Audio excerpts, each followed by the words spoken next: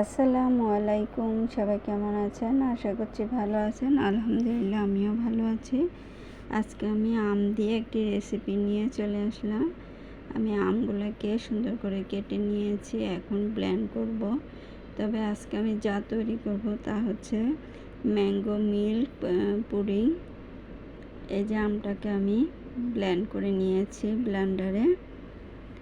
এখন আমি ভালো করে ছেঁকে নিব যাতে কোনো আঁশ না থাকে।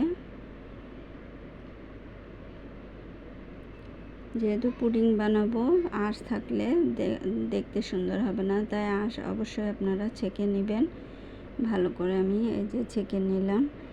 দেখেন আমার আমটা অনেক ঘন হয়েছে, এখানে আমি কোনো পানি ব্যবহার করিনি। তবে এই আমটাকে আমি এখন 2 ভাগ করে নেব, 1 ভাগ উঠিয়ে নেব, আর 1 ভাগ দিয়ে আমি ম্যাঙ্গো জেলি বানিয়ে নেব। এখানে আমি 1 কাপ পরিমাণ পানি দিয়ে দিয়েছি, একটু পাতলা করে নিচ্ছি যেহেতু জেলি বানাবো।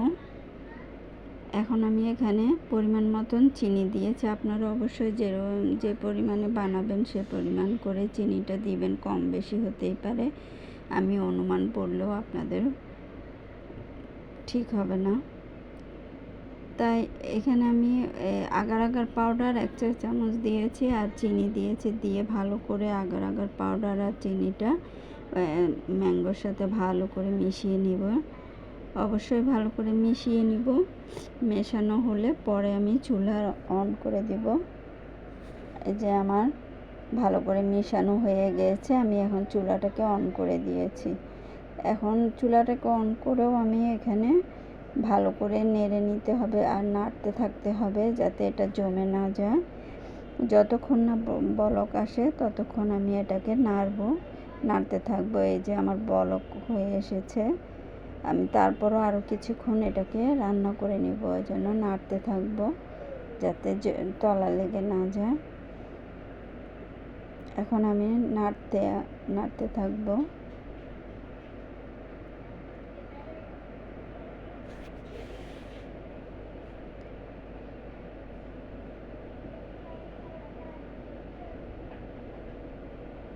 এই যে ভালো করে নেড়ে নিচ্ছি, আমার হয়ে এসেছে। আর কিছুক্ষণ আমি এটাকে রান্না করে নামিয়ে ফেলবো। ভালো করে বলক এসেছে, আরও 2-3 মিনিট আমি রান্না করে এটাকে নামিয়ে ফেলবো।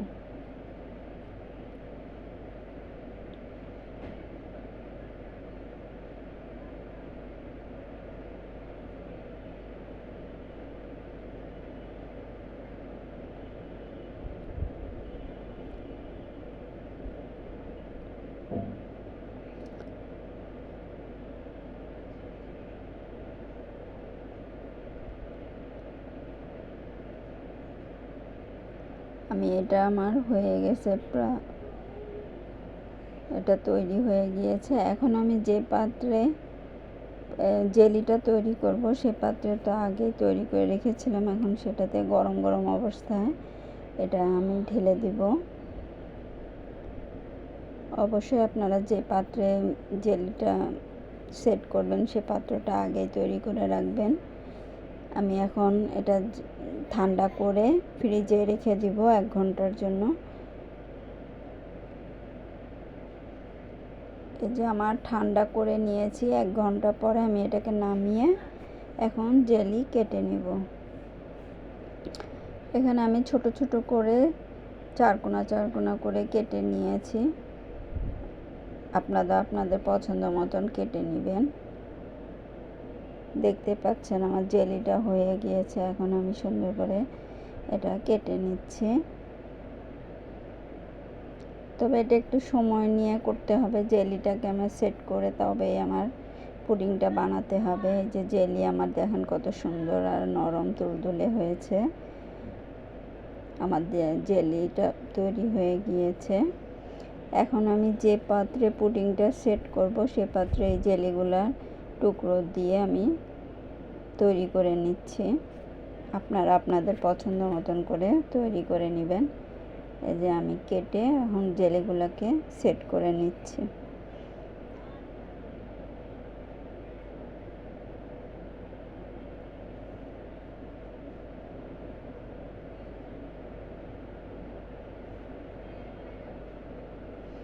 এখন আমি পুডিংটা বানানোর জন্য বাকি আমের লিকুইডটা দিয়ে দিয়েছি। আর এখানে আমি ঘন করে রাখা দুধ 1 কাপ দিব। আর চিনিও আমি 1/2 কাপ পরিমাণ দিব।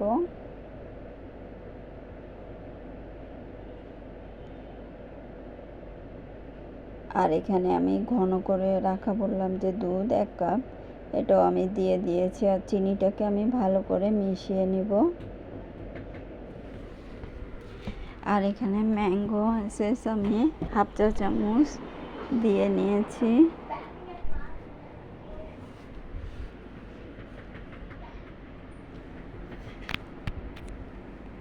আর এখানে আগার আগার পাউডার, অবশ্যই আগার আগার পাউডার দিবেন, নয়তো আপনার পুডিংটা সুন্দর হবে না। আগার আগার পাউডার দিয়ে আমি ভালো করে মিশিয়ে নিয়ে এখন চুলায় বসিয়ে দিব। অবশ্যই আগে ভালো করে মিশিয়ে নেবেন, চিনিটাকেও আপনি গলিয়ে মিশিয়ে নেবেন ভালো করে। এখন আমি চুলায় বসিয়ে অনবরত নাড়তে থাকব। আমি চুলাটাকে অন করে দিয়েছি। এখন আমি এটা বলক না আসা পর্যন্ত আমি এটা নাড়তে থাকব, যাতে তলা লেগে না যায়।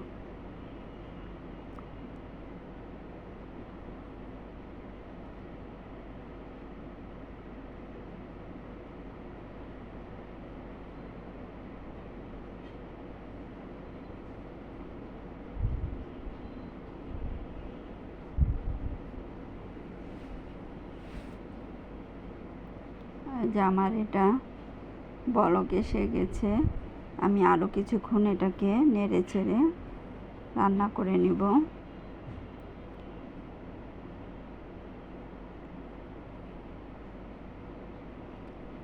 এই যে আমার বলক চলে এসেছে, তৈরি হয়ে গিয়েছে আমার পুডিং।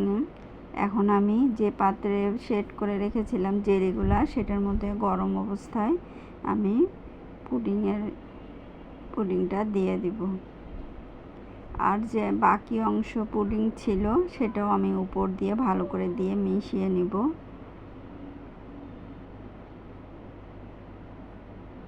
এখন যে বাকি জেলিগুলা ছিল সব দিয়ে দিচ্ছি, আমি সেট করে নিচ্ছি। অবশ্যই এটা সেট করে ঠান্ডা করে কিছুক্ষণ গরম ভাবটা চলে গেলে আপনারা এটা ফ্রিজে রেখে দিবেন। এই যে আমার তৈরি হয়ে গিয়েছে কত সুন্দর হয়ে। এটা আমি ফ্রিজে রেখে দিয়েছিলাম 1 ঘন্টার জন্য, আপনারা চাইলে আরও বেশি রাখতে পারেন। এই যে এখন সাইড দিয়ে আমি ছুরি দিয়ে আস্তে করে কেটে এই যে প্লেটে তুলে ফেললাম। তৈরি হয়ে গিয়েছে আমার ম্যাঙ্গো মিল্ক পুডিং।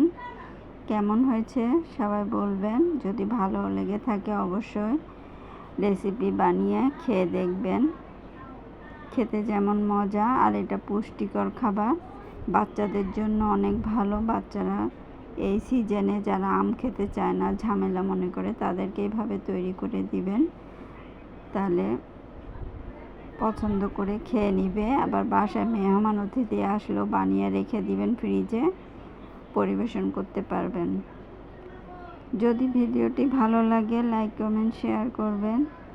আর অবশ্যই রেসিপি ফলো করে বানিয়ে খেয়ে দেখবেন আমার এই রেসিপি ম্যাঙ্গো মিল্ক পুডিং। কেমন হয়েছে অবশ্যই কমেন্টে লিখবেন।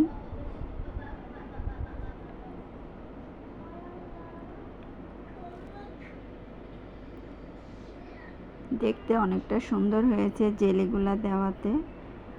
আপনারাও ঠিক এইভাবে সেমভাবে বানিয়ে খেয়ে দেখবেন, দেখতে কতটা সুন্দর লাগছে। এখন আমের সিজন, এই সিজনে আপনারা আম দিয়ে বিভিন্ন ধরনের খাবার বানিয়ে খাবেন।